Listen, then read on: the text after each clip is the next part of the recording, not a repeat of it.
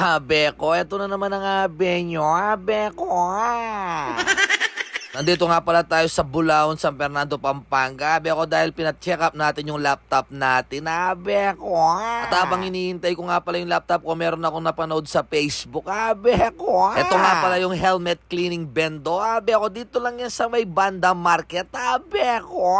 Dahil matagal nang hindi nalalaban itong helmet ko dahil nabasa sa ulan, tas na-stock ngayon, medyo may amoy na siya. Abe ko. Buti na lang meron Press Gear helmet cleaning bendo dito sa may Bulaon, San Fernando, Pampanga. At pagdating natin dito, ayan na nga, sinalubungan tayo ng mga dalawang lalaki na to. Hindi ko alam kung sino sila, abe ko.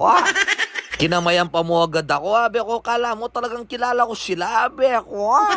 Hindi na ako nagpatumpik-tumpik pa, yan nang alalagay ko na sana yung helmet ko dito sa may cleaning bendo. Kaso wala akong barya, buti na lang yung mga followers o kaibigan natin. Meron silang barya, yan, pinahiram nila ako, abe ko. At ito na nga, lalagay na natin yung helmet natin sa cleaning bendo na to. Abe ko, wala naman siyang hirap gamitin, abe ko. Ihulog mo lang yung 25 pesos, abe ko. Tapos ayun na, kusa na siyang aandar, abe ko. Para sa katulad ko mga rider na tamad maglaban ng helmet, ito na yung kasagutan sa ating katamaran, abe ko. Halagang 25 pesos, 3 minutes nang lilinisin ng cleaning bendo ang helmet natin, abe ko. At sa loob ng 3 minuto habang inintay ko nga pala yung helmet natin, ayan, pumasok ako sa opisina, abe ko.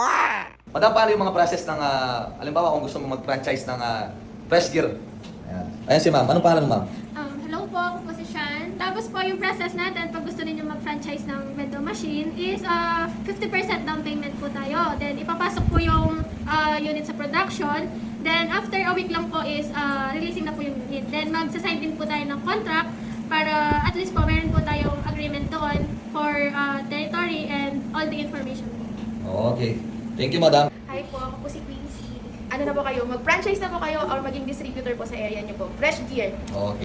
Ito yung sa mga nagtatanong, ayan, sa mga katulad kong rider. Ayan, Durun. Ayan, sila boss. At nung pagkatapos ko nga palang na-interview sila, Madam, abe ako, sa loob ng 3 minuto, ayan, tapos na nga yung helmet natin, abe ako. Ngayon aamuin natin kung ano yung amoy niya, abe ako.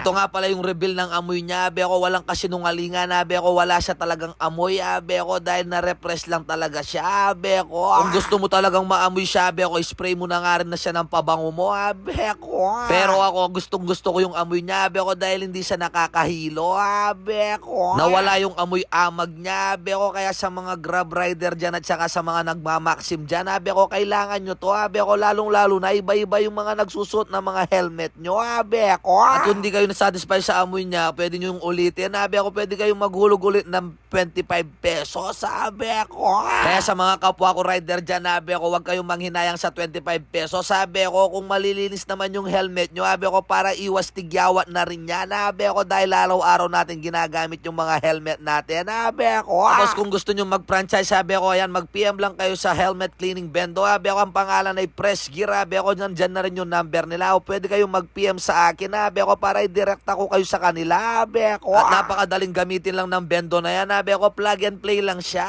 sabi ko. Basta nasa mabuting pwesto siya, sabi ko, na hindi siya nababasa, sabi ko, kikita at kikita kayo, sabi ko. Huwag kayong matakot, sabi ko, dahil kung mausok yung cleaning bendo na to, sabi ko, yan, kumpleto yung permit nila, sabi ko, meron kayong ilalapag sa mga nagre-reklamo, sabi ko. Siyempre, bago tayo umalis, sabi ko, hindi mawawala yung kalakal natin dyan, sabi ko. At saka magdidikit na rin tayo ng sticker, sabi ko. Kaya sa mga maruruming helmet dyan, sabi ko, pasyal na kayo dito sa may Banda Market, sabi ko, para pa-cleaning yung mga helmet na yan, sabi ko. Ingat palagi, God bless, thank you, bye!